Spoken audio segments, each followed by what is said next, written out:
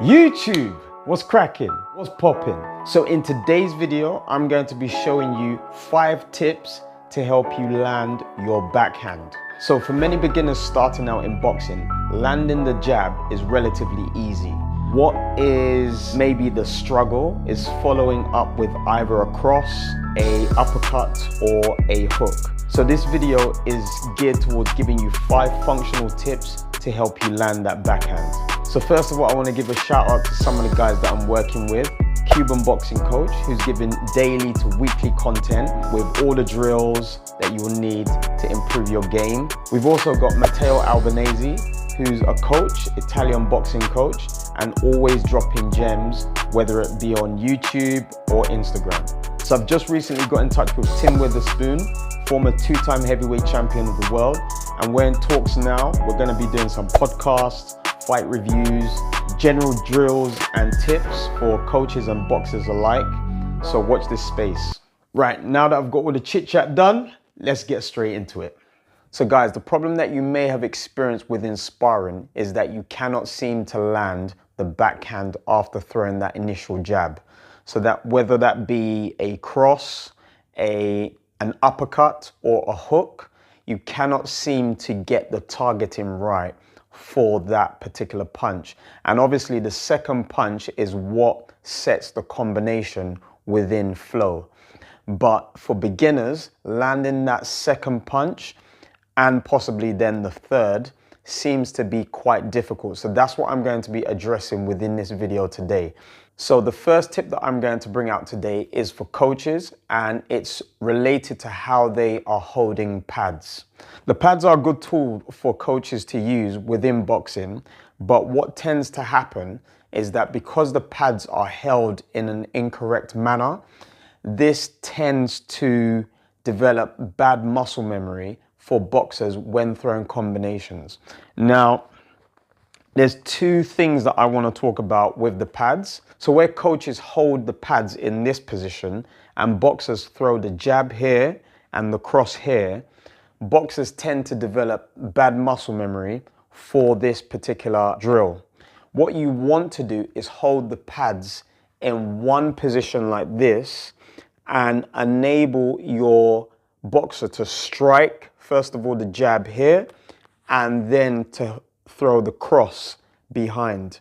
Now, the cross, obviously what we're talking about in terms of correct positioning for the pads is that where your opponent is struck with the first punch, they will tend to stumble back, okay? Or if they even see you going for a jab, they will tend to move back. So where you strike them still as they are moving back, your opponent has shifted backwards with the first punch, of course. Now, the second punch needs to be thrown further to reach your opponent. If the boxer's standing in front of me here, I'd want them to throw the first jab here, and then this is where I want them to strike the second punch. And then this gives them more of a realistic feel about how they need to strike their opponent. So the second tip that I'm going to introduce is rotation. When boxers are throwing combinations, they tend not to develop the correct biomechanics that enable them to go from one punch to another when focusing on the rotation in the hips, the shoulders, and even the footwork. So before a boxer attempts to go through shadow boxing, I would have them stretch properly. And what they can use is a simple stick like this. So this is actually a mop stick. You can use a broomstick as well, and also a exercise stick, which is available in most sports shops. So what you would actually ask your boxer to do just before shadow boxing is place the stick behind their head like this and rest it on the back of their shoulders, and then ask them to turn 180-degree turns, so facing forwards and then facing backwards. So if they go through maybe say a minute of these, turn all the way and all the way there. So if you're a boxer, you would attempt these rotations, 180-degree turns, through the course of 1 to 2 minutes, and this will give you the precise type of muscle memory that will carry you through your combinations, and more specifically landing that second punch. So the third tip that I want to bring in now is to do with the positioning of the right hand. So if you're in your stance and you're attempting to throw your right hand needs to be positioned just to the right of your chin. Whenever you're moving around and you attempt to throw your right hand, you're already in the right position for your right hand to have the correct alignment when it needs to be thrown. So more often I see boxers with their hands in different positions, and then that leads to an unusual position that they're throwing the punch from initially, that then interferes with the correct targeting that they need to land the punch successfully. So whether it be on the bag, even on the pads where their coach might not realize or tell them, which leads into sparring and then almost puts them in a position where they are telegraphing the right hand to be thrown. So this is a bad habit that can be erased by simply leaving the right hand on the chin like that just before you throw it. The next drill that I would focus on now is visualization. So when you are shadow boxing, you should always try to visualize an opponent. This will help you with your overall tracking of an enemy or an opponent within the ring. So I might be moving around, and when I'm shadow boxing, I can see my opponent, and then I throw punches towards my opponent. I then visualize them moving around in different directions, and then I throw punches at where I see them within my mind. Whenever you're shadow boxing, it should be purposeful. So there should be a target that you are relating to the punches that you're throwing. If you're just simply throwing punches anywhere, then when you get to the stage of having to throw it at the target, it becomes unfamiliar. But if you're readily practicing throwing your punches at a target, and even though it's a target that you are visualizing, it's still a target that you are aiming and purposefully directing your punches towards. And then this will help you when you are in a real situation where you need to target someone. Okay, so the fifth and final tip that I'm going to introduce now is the most important, and it's to do with your footwork. So this will help you the most when attempting to land that successful backhand.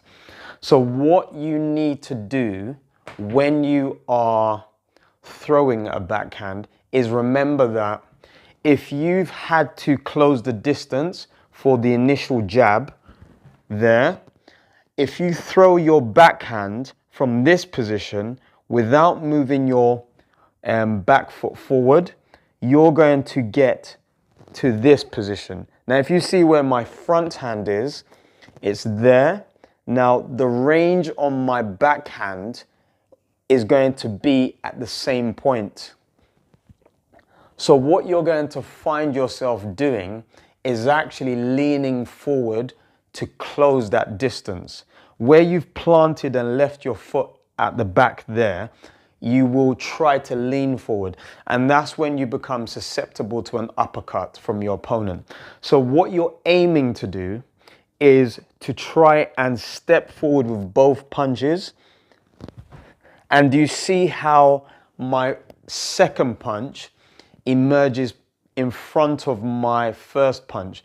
And that's simply because when I've thrown the first punch and I strike my opponent now moves further away from me. So my second punch has to be thrown further. So when I throw the first punch, boom, my second punch needs to be thrown, boom, okay? So the footwork that you're trying to perform is not necessarily for strength or power, it's for range, okay? The first jab meets your opponent. The second punch, which is your cross, needs to be thrown further away.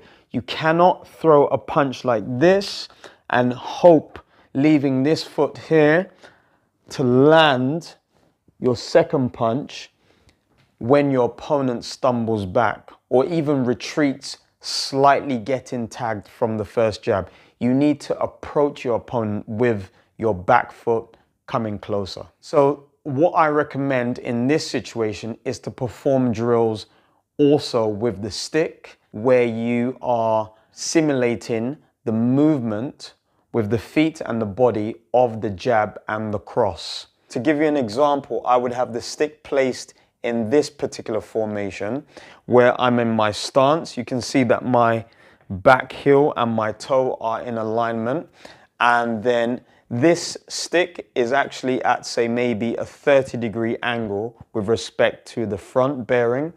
And when I step forward with my left foot, I then bring the stick around like so. That is the jab. And then when I bring my back foot forward, I have to align the back end of the stick with the front, bringing my back foot forward as I rotate with the stick. So that would be your 1-2. So to perform that again,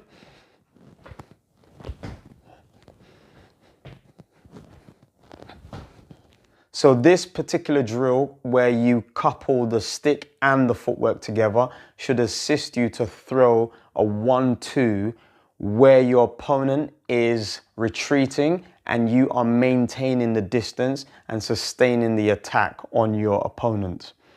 So okay guys, that's the end of the video. I hope you found it enjoyable to watch, and also it helps you as a boxer or a coach to develop your boxing game or to develop your boxers within the gym. And of course people, if you found it enjoyable, leave a like people, leave a like. If you found any of the information within the video that I presented slightly confusing, or have any video suggestions for any future videos that I might make, please leave any of those suggestions or comments within the comment section.